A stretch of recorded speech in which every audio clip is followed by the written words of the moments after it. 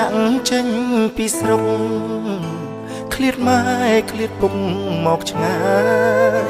ដីក្រុងភ្លើងពណ៌ឆើតឆាយមិនសប្បាយដូចស្រុកយើងទេ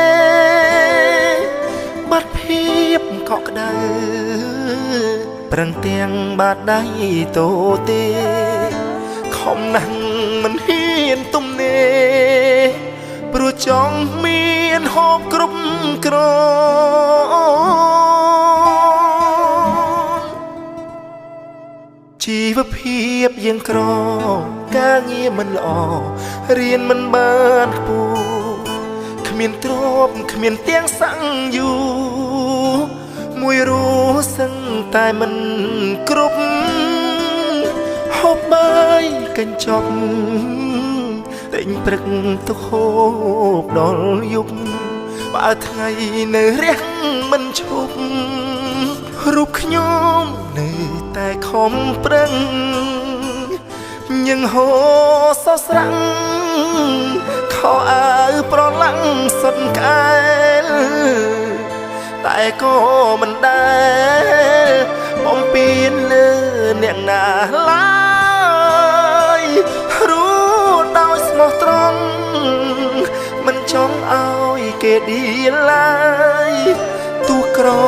យ៉ាងណាក៏ដោយពុកម៉ែផ្ដាំហើយកូនណាធ្វើល្អ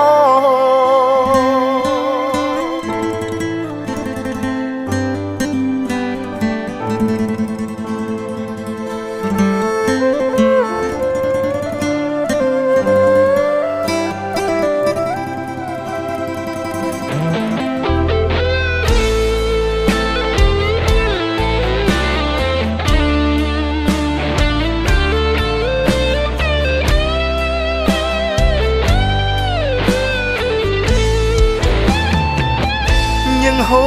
រសស្រាំងខោអាវប្រឡាំងសុទ្ធក្អែលតែក៏មិនដែលបំពេញលើ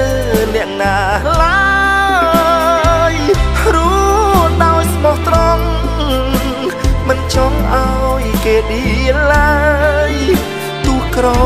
យ៉ាងណាក៏ដោយពុកម៉ែផ្ដាំហើយកូនណាធ្វើល្អ